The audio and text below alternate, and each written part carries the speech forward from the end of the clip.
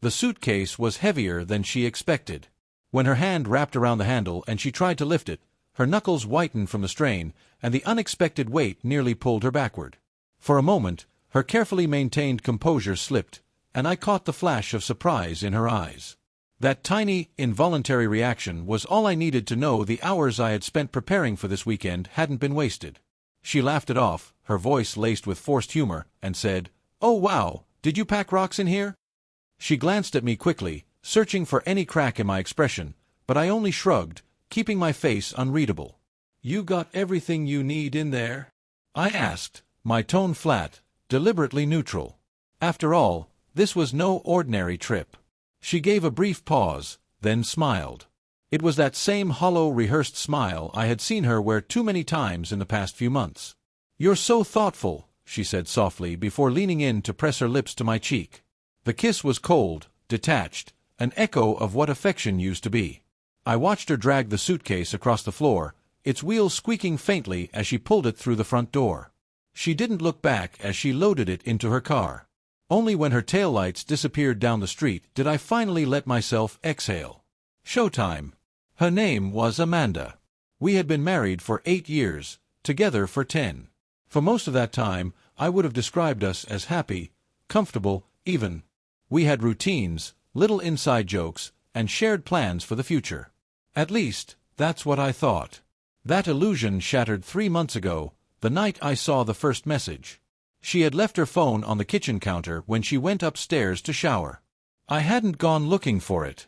The screen lit up on its own, and my eyes betrayed me before I could turn away. The message was simple but devastating.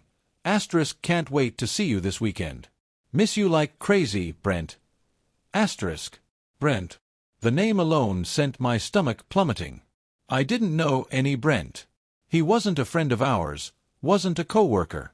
He was a stranger, and strangers don't send texts like that. But instead of confronting her immediately, I stayed quiet. Experience had taught me that rushing into confrontation without proof was reckless. If I accused her too soon, she would deny, deflect, and twist it into something else. I needed certainty. I needed evidence she couldn't wriggle free from. So I became an actor in a play she didn't know she was in. While she carried on believing I was oblivious, I peeled back her lies piece by piece. I installed a keylogger on her laptop, combed through emails and late-night chats, and once followed her when she claimed she had to stay late at work. Instead of an office, she ended up at a sleek hotel downtown. It was all so predictable. I even slipped a GPS tracker into her car. Every affectionate goodbye kiss, every whispered I love you before she disappeared out the door, it was all another knife to my gut. But I held my tongue. She thought she was in control, thought she was clever. She didn't realize I was the one pulling strings, letting her hang herself thread by thread. When she announced she was going away for a weekend with her girlfriends, I nearly laughed in her face. The lies were flimsy now, practically see-through. Her friends were conveniently unavailable, and her excuses shifted too easily. Last time, I'd caught the faint trace of a man's cologne clinging to her blouse, definitely not mine. Still, I played the role of supportive husband. "Hey, you deserve some time to unwind," I told her casually. "I'll keep busy with projects around the house." She lit up, too eager, too relieved that I didn't question her. The audacity! She packed her best clothes, outfits she hadn't worn for me in months. Meanwhile, I packed a different kind of suitcase, not with clothes, but with neatly printed evidence. Screenshots of her chats, hotel receipts, emails. Proof that would shatter her carefully maintained world. I already knew where Brent lived. I had scouted his luxury condo several times before. He was exactly the type, late 30s, expensive watch, perfect smile, a polished executive who probably believed he was untouchable. Amanda's car was already outside, parked hastily. I gave them an hour to get comfortable before making my move.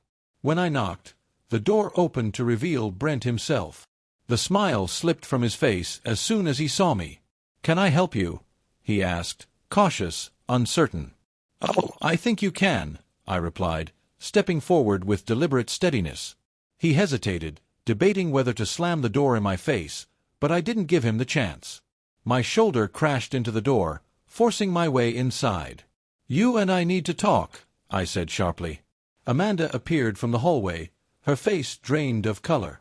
She clutched at the edges of her robe as though fabric could shield her from the truth standing in front of her.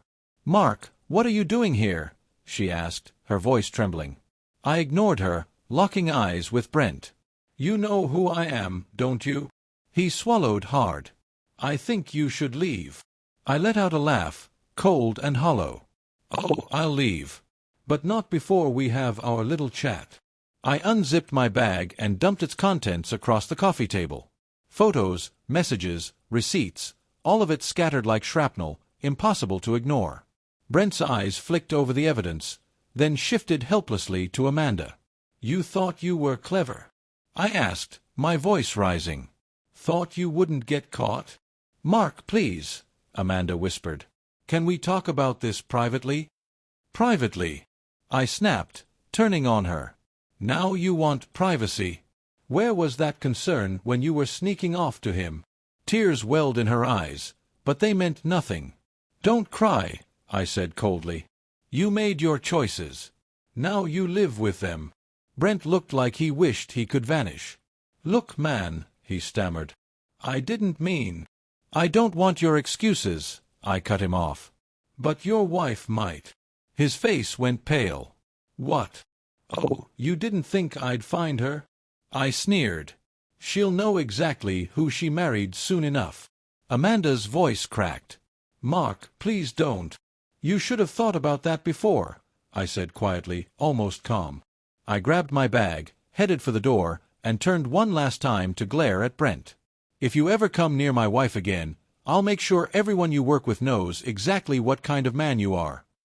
Then I walked out, leaving behind a silence thick enough to choke on. The fallout came quickly. The next morning, I sent every file, every screenshot, every piece of evidence to Brent's wife, along with a single line, *sorry for the pain. You deserve the truth. * within days, she filed for divorce. By the end of the week, whispers reached his company, and Brent was quietly asked to resign. Amanda tried to apologize, begged me to listen, to forgive, to work through it. But her words rang hollow, meaningless. I had already filed for divorce, and I didn't look back. She left with nothing but the clothes she could carry. None of it was easy. Betrayal never is. But standing in the quiet of an empty house, the weight I had carried for months finally lifted. I had lost a wife, but gained something more valuable: freedom and the satisfaction of knowing justice had been served.